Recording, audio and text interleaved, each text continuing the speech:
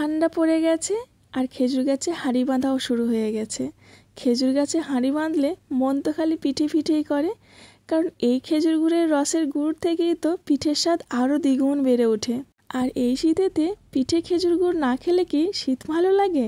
নমস্কার বন্ধুরা, আমি কেয়া চলে এসেছি আবারও নতুন একটা ভিডিও নিয়ে আপনাদের সামনে। আজকে আমি একটা পিঠে বানাবো, তবে আমার এই পিঠেতে কোনো খেজুর গুড় নেই, কারণ আমার এখানে তো আর খেজুর গুড় পাওয়া যায় না। আর আজকের আমার এই পিঠেটা বানানো দেখে তুমিও কিন্তু আজকে এই পিঠেটা বানিয়ে নিতে পারবে, কারণ এর জন্য বেশি সরঞ্জামের প্রয়োজন হবে না।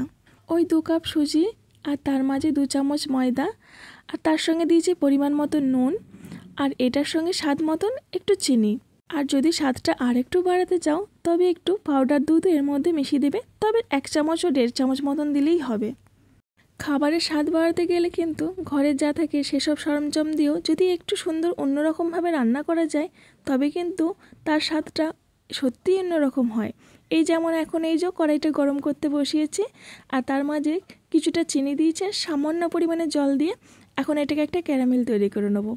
এই ক্যারামেলের স্বাদটা কিন্তু বেশ ভালো লাগে, কারণ দুধের সঙ্গে যখন দেওয়া হয় বেশ একটা খুব সুন্দর মাটি মাটি ধরা ধরা সেন আসে, আর রঙটাও বেশ সুন্দর হয়ে যায় দেখতে। তো আমি এখানে ক্যারামেলটা তৈরি করে নিয়েছি, আর তারপর এখানে ওই 1 প্যাকেট মতন দুধ দিয়ে দিলাম। আর যখন ক্যারামেলের মধ্যে দুধটা দেবে তখন কিন্তু গ্যাসের চুলার আঁচটা কমিয়ে দেবে। আর ওই তলায় লেগে আছে বলে যেন ভয় খেও না, ওটা একটু নাড়াচাড়া করতে করতেই ঠিক হয়ে যাবে। আর এদিকে যে সুজি, ময়দা, আমল দুধ, চিনি দিয়ে ব্যাটারটা করেছিলাম, সেটা শুধুমাত্র জল দিয়ে একটু নাড়াচাড়া করে ঢাকা দিয়ে রেখেছিলাম। এবার এটাকে খুব ভালো করে ফাটিয়ে নেব, কারণ এটা যতটা ভালো করে ফাটাবো তত সুন্দর কিন্তু পিঠেগুলো হবে। আর এটার মধ্যে আমি এখন দিয়ে দেবো একটু বেকিং পাউডার। তোমাদের কাছে যদি না থাকে তো সামান্য পরিমাণে ইনো পাউডার দিলেও কিন্তু হয়ে যাবে। আজকে ভিডিওতে ভয়েসটা আমার একটু অন্যরকম লাগছে, কারণ আমাদের দিল্লিতে এখন বেশ ঠান্ডা পড়ে গেছে, আর ঠান্ডাকাল এলেই কিন্তু আমার এইভাবে গলা ধরে যায়। দুধটা ভালোভাবে ফুটে গেছে। এরপর এই পাশে একটা চুলাতে একটা পাতিলার মধ্যে জল দিয়ে বসিয়ে দিলাম, আর ওই দুধটার মধ্যে দিয়ে দিলাম খানিকটা চিনি। চিনিটা তোমরা স্বাদ মতন দেবে, তোমাদের বাড়িতে ঠিক যেমন মিষ্টি খায় সেরকম অনুযায়ী। আর চিনিটা দেওয়া হয়ে যাওয়ার পরে গ্যাসের আঁচটা একদম কম করে দেবে। আমার কাছে কটা ইডলি স্ট্যান্ড ছিল, আর সেইগুলোতে একটু তেল মাখিয়ে নিয়েছি, তারপরে এই ব্যাটারটা সাজিয়ে দিচ্ছি। তবে তোমাদের কাছে যাদের ইডলি স্ট্যান্ড নেই তারা কিন্তু ছোট ছোট বাটির মধ্যে দিয়ে করবে, তবে বাটির মধ্যে একটু তেল লাগিয়ে দেবে, তারপর করবে। বাটিতেও কিন্তু খুব ভালো, খুব সুন্দর হয়। বাটিতে করে করলে তোমাদেরকে একটা ওই স্ট্যান্ড দিতে হবে, আর তার উপর একটা ফুটো থালা দিয়ে এই বাটিগুলোকে সাজিয়ে দিয়ে এরকম করে চাপা দিলে কিন্তু খুব সুন্দর পিঠেগুলো হবে।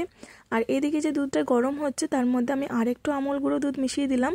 তবে গ্যাসটা কিন্তু আমি এখনও বন্ধ করিনি, একদম লো করে রেখে দিয়েছি, কারণ এই পিঠেগুলো হতে বেশিক্ষণ সময় লাগে না, 5 থেকে 6 মিনিটের মধ্যেই কিন্তু পিঠেগুলো হয়ে যাবে। আর এই দুধের মধ্যে আমি এখন এই 2টো এলাচ ফেলে দিলাম। এলাচ দিলে এর স্বাদটা আর একটু বেশ বেড়ে যায়, ভালো লাগে বেশ গন্ধটা এলাচের। বেশি কিন্তু রাত হয়নি, এই সবে মাত্র 6:30 বাজছে, কিন্তু চারিদিকটা কেমন ঘুরঘুরটা অন্ধকার হয়ে গেছে। আর আমার ছুটকিটার অবস্থা দেখো, বেচারা শীতে তো বেরোতেই পারছে না, সব সময় এভাবে ঢাকা ঢুকি দিয়ে শরীরটা পরিয়ে তাকে রাখতে হচ্ছে। মানে বাইরে যায়, ঘোরাঘুরি করে, খুব কম এখন সে বাইরে বেরোয়, সারাক্ষণ এরকম বিছানার মধ্যেই থাকে। তো 5 মিনিট তো হয়ে গেছে, চলো এবার দেখি পিঠেটা হয়ে গেছে কিনা।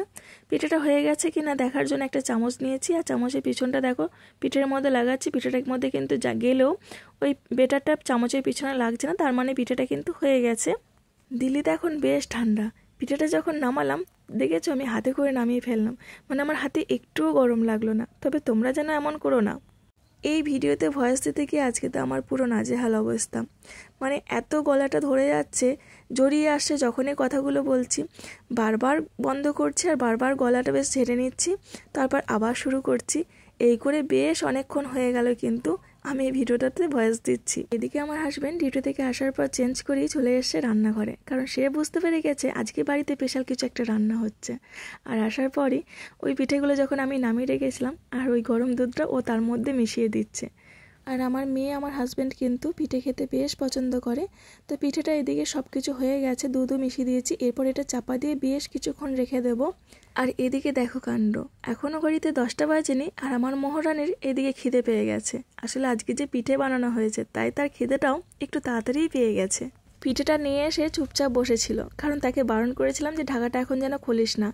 এই পিঠেটা দুধের মধ্যে যতক্ষণ টাইম ভিজবে ততই কিন্তু ভালো লাগবে খেতে, দুধটা ভেতরে যাবে আর স্বাদটা আরও সুন্দর বেশ হবে। চামচটা ঠেকাতেই কিন্তু পিঠেটা কেটে গেল, তার মানে বুঝতে পারছো পিঠেটা ঠিক কতটা সুন্দর নরম হয়েছে। আর মোহরানি তো খুব খুশি পিঠে খেয়ে। আর মোহরানি এমন মাথা নাড়ানো দেখে তো আমারও খুব ইচ্ছা করছিল যে আমি একটু খেয়ে দেখি আমার হাতের তৈরি পিঠেটা কেমন তৈরি হয়েছে। সত্যি বলতে পিঠেটা একদম অসাধারণ তৈরি হয়েছে। এই পিঠেটা আমি এইরকম ফার্স্ট টাইম তৈরি করলাম। তো তোমরাও এরকম পিঠে তৈরি করে নিও। তো চলো আজকে ভিডিওটা এই পর্যন্ত। সবাই ভালো থেকো, সুস্থ থেকো।